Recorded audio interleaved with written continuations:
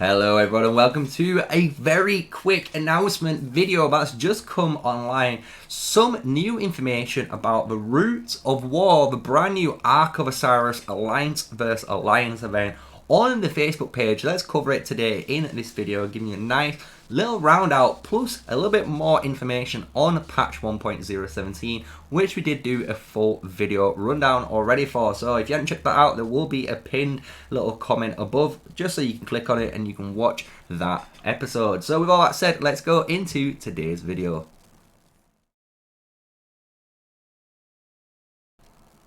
Hello, smash a like, comment and subscribe for more daily Call of Dragons content with me, MrSneakyy, an official Call of Dragons content creator. We're here today giving you some new bits of info to do with the Roots of War and the patch 1.016, since there's going to be a load of new infographics in here, which is really cool to see, right?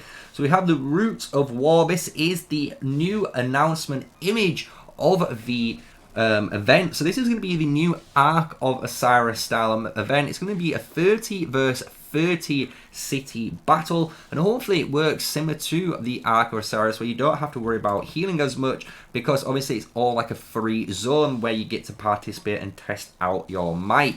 So when we go into the new campaign gameplay, you're going to be able to be alliance will be matched against another alliance of similar power. So when you do the matchmaking in this, it's all about alliance power. Very key thing to do when we're looking at Roots of Power, because again, if you're trying to match up against the best and you're trying to become the best alliance, obviously you're going to be fighting against the other alliances at the same power as you. So for example, us in server 2, we could be fighting against our own sister alliance, TA and TM, because we're both around the exact same power of 4.4 billion.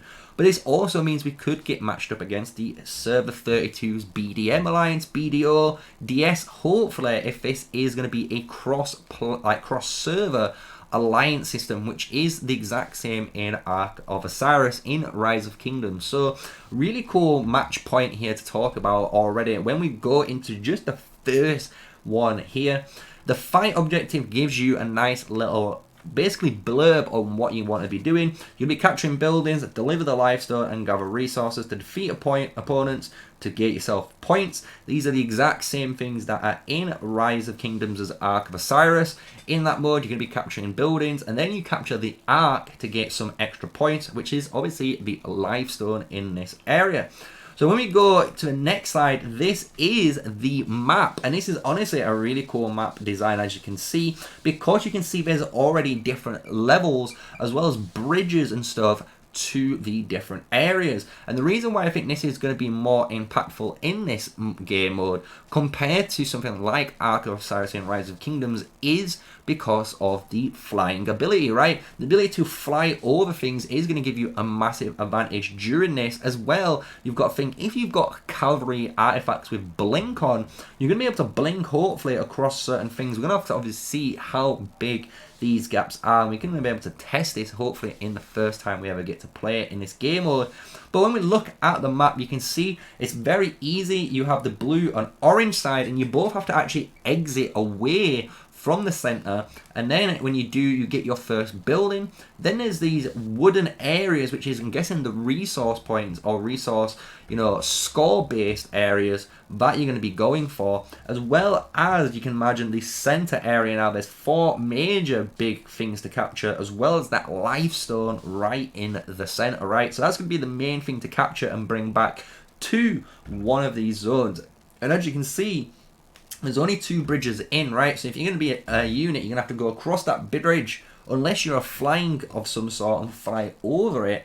You're going to obviously have to trail all the way around those bridges, all the way around, and it's going to be a little, quite, distance to travel to get there. So it is going to require a massive amount of teamwork. So I hope you guys are excited for this. I am. I can't wait to shoutcast a load of these different fights, and hopefully I may be able to see and spectate some of the other alliances that are going to be fighting. So if that is the case, I hope you guys are going to be looking forward to that content.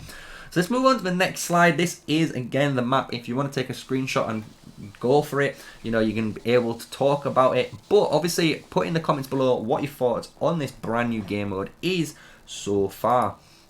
With here we have the new event. This is the Celestial Battlegrounds, which was also mentioned in patch 1.017. This is a 10 round wave based event. So as you can see, each round there's going to be 10 rounds, and they're going to keep incoming into maybe your area that you're fighting in. And when you are doing this, obviously they're going to get harder and harder and gain more and more buffs each round. So this is going to be a really cool new event to partake in, and obviously this might be something similar to a Rise of Kingdoms event. So if it is, we're going to be able to have a little bit of a crossover and, you know, basic understanding on how it works when we obviously get to see it, because at the moment we only get to showcase this quick little screenshot as well as the objective of this event. So obviously you can gain extra points from clearing the stage within the time limits. That's really good, as well as you can see, you're going to get more points for all the enemies killed within the rounds.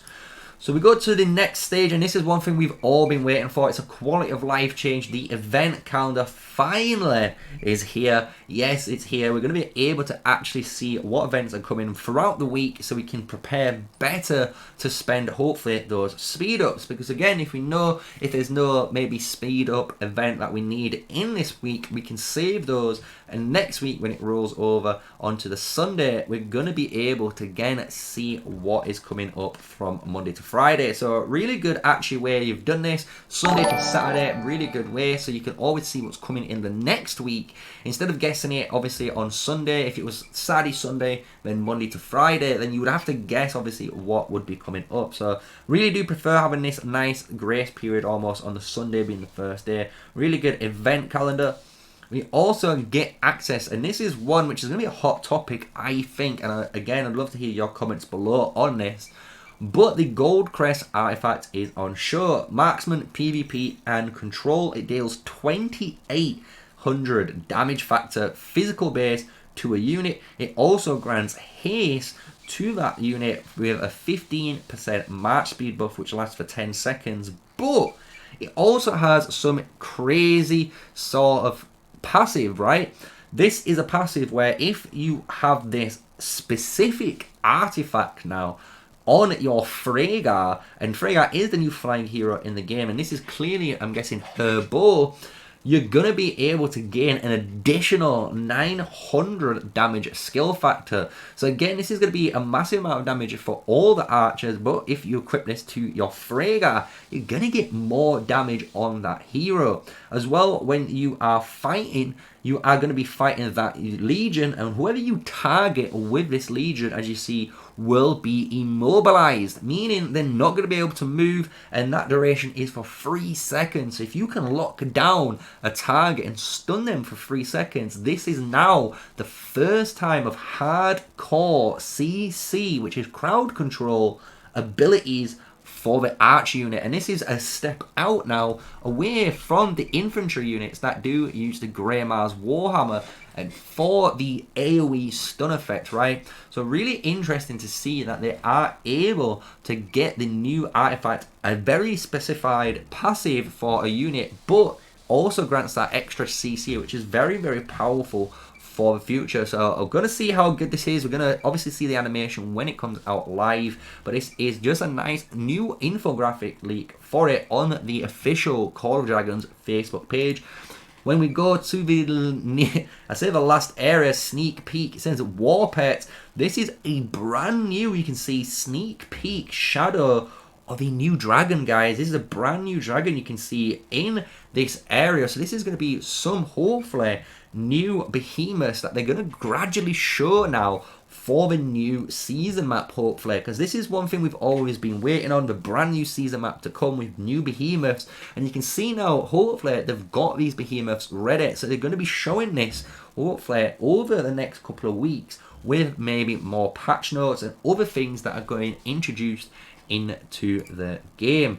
And that is it. That's all the information on the Facebook page, nicely covered for you if you haven't checked it out. Again, you can go on here on the Facebook, type in Call of Dragons, and it's their official Facebook page that you can see all of this information on, as well as there's more information to do with community tips of the week, as well as the teasers they've had for different things and events for you guys if you're a community member, so you can get some freebies, as well as they even do creator spotlights. Chisgo's had his first one. I've had a little bit of a spotlight done on their official TikTok account, if you want to check their TikTok out.